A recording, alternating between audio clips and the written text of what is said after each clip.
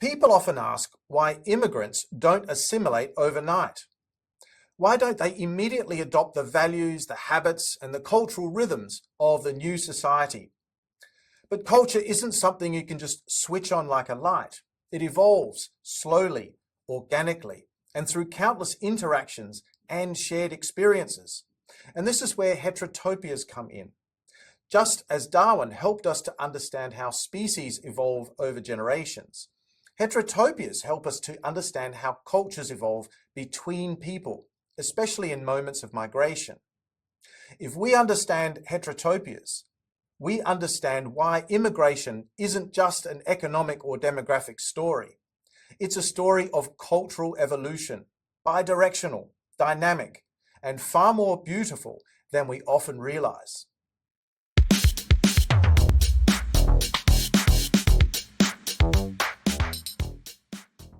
Before we begin, I'd like to dedicate this episode to my mother, Dr. Marietta Rossetto. Her life's work explored how people, especially migrants, rebuild identity in the spaces between cultures. Much of what I understand about heterotopias comes from her example, her scholarship, her kindness, and the extraordinary way she brought people together. This episode is for her. When philosopher Michel Foucault originally coined the term heterotopia, he wasn't trying to create a new metaphor. He was naming a real type of place, the places where culture actually evolves. In biology, we needed Darwin to show us that species were never static. In culture, heterotopias offer a similar breakthrough.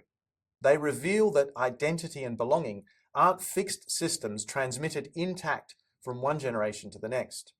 They are adaptive processes, shaped by people in real spaces. And this is the crucial insight for immigration. Assimilation doesn't happen instantly because culture doesn't change instantly. It evolves through interaction, through trial and error, through memory and imagination, through thousands of small voluntary exchanges in shared spaces. People fear immigration when they expect cultural uniformity overnight. But heterotopias show us that cultural change is actually bidirectional. Migrants adapt to their new society, but society also adapts to migrants, and together they co-create something completely new. This isn't failure, it's evolution. In 2006, my mother, Dr. Marietta Rossetto, studied 18 Greek and Italian women who met weekly in the Goodwood Library in Adelaide, South Australia, to embroider a tapestry that became known as The Journey. The paper summarising this research was eventually published in the International Journal of Education. It has been cited by scholars the world over, from Brazil to Russia, from China to the United States. What my mother observed is the essence of cultural evolution. The library became a heterotopia, a place where identities loosened and reshaped, where languages intertwined, where memories of the old world met possibilities of the new, where community formed not because they were told, but because they chose. These women were not assimilating in the simplistic sense of the word. They were evolving, creating a new cultural layer that belonged neither fully to Greece, nor to Italy, and nor to Australia, but to the space between them. This is cultural dynamism, not cultural resistance, and it is the story of every migrant group that has ever existed. In the 1950s, when my nono Mick made what is understood to be Adelaide's first ever cappuccino at his mocha bar, which was actually cited in the In Daily newspaper, people were confused. What was this strange drink? Why was milk lightly frothed? Why did it taste different? Well, today a cappuccino is as Australian as a flat white. But this is where the magic lies. Did Australians assimilate to Italian culture? Or did Italians abandon theirs? No, they interacted, they experimented, they cooperated, they formed a new cultural rhythm together. And this is exactly how heterotopias work. A cafe, a kitchen, a classroom, a sports club, or a library. These are the places where cultures mix voluntarily, not through force. And here lies the deeper truth. Cultural evolution operates in a similar way to healthy economies that base themselves on free voluntary exchange, not coercion. Milton Friedman argued that free markets work when people are free to cooperate and innovate. Culture works in a fairly similar way. It evolves bottom up through millions of individual interactions, not top-down edicts. And this is where economics meets humanity. Immigration doesn't break culture, it renews it. Look around and you'll see heterotopias everywhere.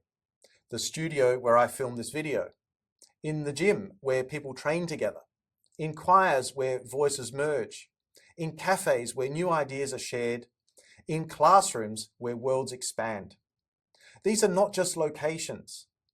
They are the laboratories of culture. For migrants, heterotopias are essential. They are the places where old selves soften and the new selves emerge. And here is the immigration insight. Cultural assimilation is not a checklist. It is a choreography. It unfolds in shared spaces, not in slogans. When people worry that immigrants don't assimilate quickly enough, what they are really witnessing is the early phase of cultural evolution. Given enough heterotopias, cooperation replaces fear, curiosity replaces anxiety, new cultural forms take shape, and this is how every multicultural society has ever formed. My mother didn't just write about heterotopias, she actually built them. Her colleagues remembered, students following her down corridors long after class, conversations flowing over porcelain cups of tea, offices filled with stories of languages and shared humanity, conferences, poetry nights and community projects, a lifetime of helping people become their fullest selves. She believed something simple and profound, that culture grows where people feel safe enough to explore who they are becoming. And she lived this belief everywhere she went, including during one of the most formative periods of her life. My mother spent more than a decade in the Northern Territory, including 5 years in a town called Nhulunbuy, which is where I was born. During that time, she worked very closely and made friends with the Yirrkala people, supporting language education and community building projects that brought Indigenous and non-Indigenous Australians together in respectful, culturally sensitive ways. The Yirrkala community gave her an Indigenous name, Gawumala, a gesture of deep trust and recognition. This name acknowledged not only her presence in the world, but her role in creating harmony between cultures, fostering understanding, and treating First Nations people with the dignity they deserve. Also gifted to her was a bark painting containing this very story. It was, in every sense, a heterotopia, a space between worlds, where cultures met not through force, but through respect, dialogue, and shared humanity. This was my mother's gift. She didn't just analyze heterotopias, she lived them, and she helped others to live them too. And now looking back, I see that her entire life was shaped by one calling, helping people to become. So why does any of this matter for immigration as of today? Well, because cultural change is slow. It is subtle, reciprocal. It happens not through demands or declarations, but through shared spaces, where people learn from one another. Immigration works not because governments design perfect policies, but because ordinary people meet in cafes, in libraries, in sports clubs, in classrooms, and yes, even in places like Nhulunbuy, and slowly build new cultural worlds together. Just as economies depend on cooperation, cultures depend on heterotopias, on the other spaces where memory meets imagination and where new identities are shaped through voluntary exchange. My grandparents built them. The Yirrkala people built them with my mother. Those Greek and Italian women built them in a library, and my mother built them all her life. We all rebuild ourselves in heterotopias, those fragile, powerful spaces between worlds. And maybe the real question we each face is, what culture are we actually helping to evolve?